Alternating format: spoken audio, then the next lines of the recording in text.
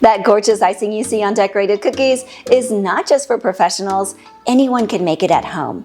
It dries completely so you can stack or package up your cookies. It's also perfect for piping all kinds of intricate details. In today's video, I'm going to walk you through the recipe, coloring, my favorite icing consistency, and all kinds of tricks I've learned over the years. Let's get started. For the ingredients, we're keeping it simple with powdered sugar, meringue powder, a little corn syrup, vanilla extract, and some warm water. I like to start by whisking my meringue powder into a half a cup of warm water. Whisk until it's foamy and smooth. No lumps allowed here. We want smooth and frothy. I used to skip this step, but there were a couple of times where the meringue powder didn't fully dissolve and it ruined the icing. It was the Chef Master brand, by the way. So now I always whisk it in water in the beginning, and I will link my favorite meringue powder along with all the supplies I'm using today down in the description box. Next, pour your powdered sugar into the bowl of a stand mixer. A hand mixer will work too. For the powdered sugar, you will need a full 2 pounds plus a little extra for adjusting the consistency later. So I usually buy the big bag from Costco. Now pour in the meringue powder mixture and mix it on a very low speed. It's pretty thick at this point, so let's go ahead and add the corn syrup and the vanilla extract. Corn syrup makes the icing shiny, stretchy, and gives it a softer bite, so I never skip it.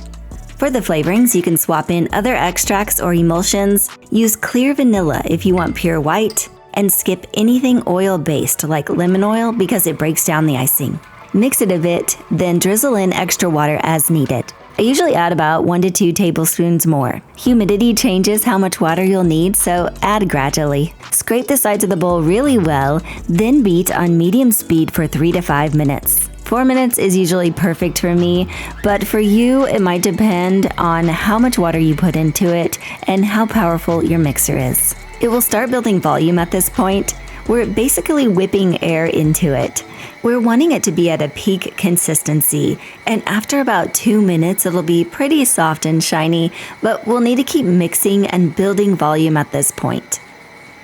After about 4 minutes, it should be thickening nicely. You can see we're pretty much there now. Don't overdo it because too much mixing will cause those annoying air bubbles. I like getting it to a stiff peak consistency with a curl.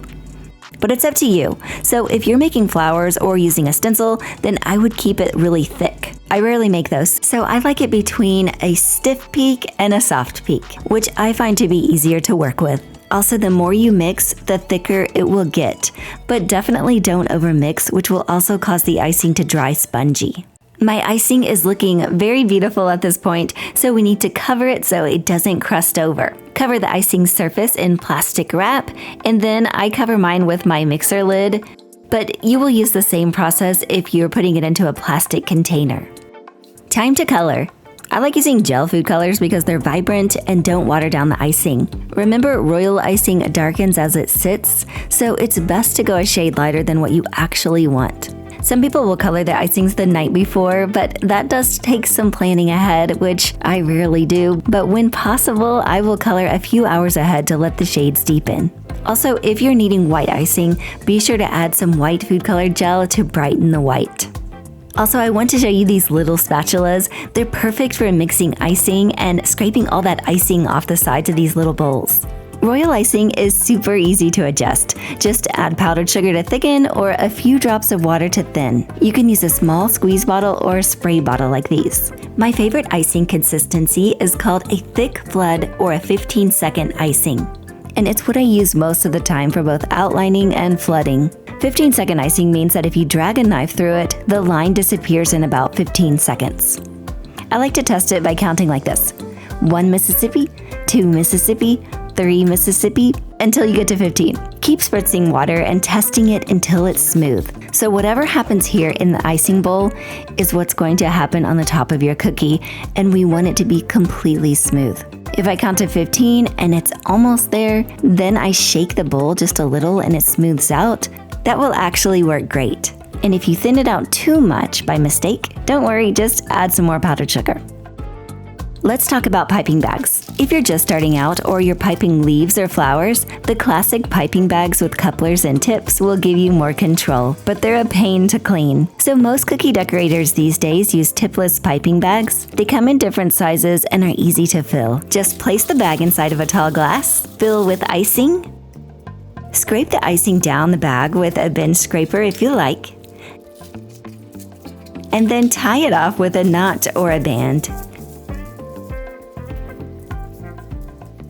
To cut the bag, I like using these embroidery scissors because they're really sharp. First, flatten the bag with the seam centered. Snip a tiny opening with the scissors and then flatten it out the other way and make sure that side is cut straight too. Then before piping, I flatten it back out with a seam in the middle again. This will keep it from piping a thin flat line and more of like a round line. When I decorate cookies, I set up a little station so I'm not running around the kitchen looking for stuff. So I use a plastic tray or a baking sheet, and onto it I will add a wet paper towel, a dried paper towel, a couple scribe tools, my scissors, and my piping bags that are full of icing. The dry paper towel is great to practice or test piping lines. The wet paper towel is for wiping off my icing bags and scribe tools. Just having everything out like this saves so much time and makes it so much easier. I usually go through one batch a week and I leave it out on the countertop at room temperature. To store it longer, you can also refrigerate or freeze it. Just be sure to put plastic wrap on the top of the icing and cover it with a lid. You can also freeze colored icing bags too. Nothing beats finding the exact color you need already made in the freezer. When freezing colored icing bags, close the bag with tape or these tip clips. I just got these and I'm trying them out. So add that and then pop them into a freezer bag and into the freezer. Just remember, before using frozen icing, make sure it has come down to room temperature, and you'll probably need to re-stir it if it looks separated like this one. And that is my go-to royal icing recipe. Once you get the hang of it, you will be whipping up your own perfect batch every time. Also, if you need more cookie decorating inspiration, don't forget to subscribe. Bye, everybody.